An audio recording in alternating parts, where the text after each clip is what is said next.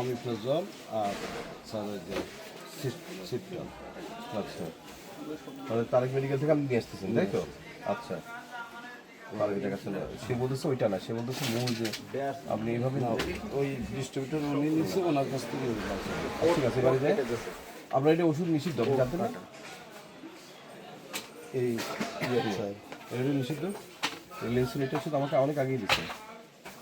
আপনি জেনে শুনে এগুলো করতেছেন কেন? আর এইসব জায়গা থেকে সমস্ত জায়গায় বাংলাদেশের তৈরি হয়। কই রিলায়েন্সের ইয়ে কই মেমো কই দিচ্ছে। তারেক মেডিকেল মানে কি? তারেক মেডিকেল থেকে হ্যাঁ না, সিরাজগঞ্জের তারেক মেডিকেলের ইনভয়েস আমরা আমি কি করবো এটা? আপনি রিলায়েন্সের কোম্পানির ইনভয়েস দেখাবেন। তারেক মেডিকেলকে বলবেন যে আপনি রিলায়েন্সের তারেক রাশার মাল।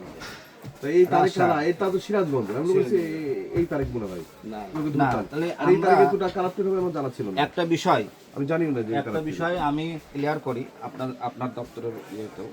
উনি যে বলছে তারেক মেডিকেল থেকে আনছি, আমরা যখন রাসার মাল যখন নমুনা তুলি গুণগত মান দেখার জন্য, যদি সাব স্ট্যান্ডার্ড হয় ওনার কারণেই কিন্তু রাসাকে আমরা ধরতে পারি না। কারণ রাসা তখন একদম ডিক্লারেশন দিয়ে দেয় কোর্টে যে প্রোডাক্ট আমার নয়, বিকজ এই প্রোডাক্টের কোনো ইনভয়েস আমার নাই। তাহলে এর জন্য দায়ী কিন্তু এই সমস্ত কেমিস্ট। মানে তাকে ওনার কাছ থেকে নিতে হবে, রাসের কাছ থেকে উনি যদি হয়েছে। তারেকের কাছ থেকেও নেয়, তারেকের কাছ থেকে রাসার একটা কপি নিতেই হবে, আচ্ছা আচ্ছা, গুড, নিয়ে ওনাকে রাখতে হবে। আমারও জানা ছিল না এটা। তা না হলে পরে আজকের এই সমস্ত প্রোডাক্ট আমরা কাকে ধরবো? আমরা উনার কারণে, এই কেমিস্ট্রির কারণেই, আমি শুধু উনার বলছি না, এই ধরনের কেমিস্ট্রির কারণেই কিন্তু এই সমস্ত কোম্পানি আইনের ফাঁক দিয়ে তারা আছে বাইরে হয়ে যাচ্ছে, আমাদের কিছুই করার থাকছে না। তাহলে এর জন্য দায়ী কিন্তু এই ওষুধ বিক্রয়ের সাথে যে সমস্ত কেমিস্ট ভাইরা আছে তারা, তাদেরকে বারবার বলা হলো, মানে কি আমাদের তরফ থেকে বলা হচ্ছে, আমিও এই জায়গায় এসে মিটিং করে গেছি, ওনাদের যে ওই যে তারেক সাহেব ছিল সভাপতি, যে আপনারা যেখান থেকেই নেবেন অবশ্যই একটা ইনভয়েস নেবেন। এই তারেক মেডিকেল থেকে একটা ইনভয়েস নিতেন রিলায়েন্সে, যে ভাই তারেক তুমি তো আছে যে রাসার ডিলার, তাহলে আমি যে প্রোডাক্ট নেব সেই প্রোডাক্টের ইনভয়েস আমাকে কিন্তু প্রোভাইড করতে হবে। সিরাজগঞ্জের রাসা চলে না, পাবনাতে রাসা মানে তারপরে আপনি এই যে রিলায়েন্সের দেখান, রিলায়েন্সের কথা শেষ, আপনাকে রাসার ইয়েই লাগবে। হ্যাঁ আমি রিলায়েন্সের এটা দেখান, বিশ্বাস করবো না।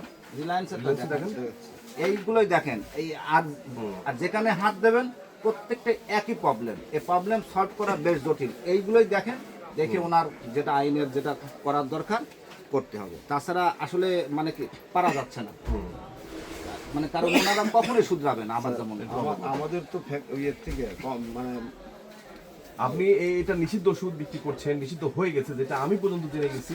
আমার ভোক্তা অধিকার, আমি একজন অ্যাসিস্ট্যান্ট ডিরেক্টর, আমার মানে সব বিষয়ে এই ধরনের ভোক্তা রিলেটেড কাজগুলো করি আমি। আর আপনি এখানে ওষুধ বিক্রি করছেন, এটা বড় একটা জায়গায়, যা এখান থেকে উত্তরাঞ্চলের সমস্ত জায়গায় ওষুধ যাচ্ছে, আর আপনি জানছেন না যে এটা মানে নিষিদ্ধ হয়ে গেছে, জানেন না? আর রাসায়ন মাল সম্পর্কে আপনি জানেন না? আমি ওটা স্যার, আপনি আমার কথা শেষ করি, রাসার যে মূল ইনভয়েস লাগবে আপনি এটা জানেন না? আপনি কোথায়, তাকে তো আপনি বৈধ করে দিচ্ছেন, এইটাকে তো আপনি এই অবৈধ জিনিসটাকে বৈধ করে দিচ্ছেন আপনার এইভাবে। আপনার ওই যে সেকেন্ড হ্যান্ড, মানে সেকেন্ড একজন মানুষকে কাছ থেকে নিচ্ছেন, সেই তারেক মেডিকেল হোক আর যে মেডিকেল হোক, ওই তাকে বলে দিচ্ছেন ওইরকম, আর তার কাছ থেকে নিয়ে আসছেন, আর সব আকামের মূল হচ্ছে যে এইগুলা। আমি এখান থেকে আমরা কাউকে ধরতে পারবো? আপনি এমন কাজ থেকে নেবেন বগুড়া বা ওইখানে, মানে এই ডিস্ট্রিক্টে রাখবেন না, আপনি রাসার মূল আপনি ইনভয়েসটা রাখবেন।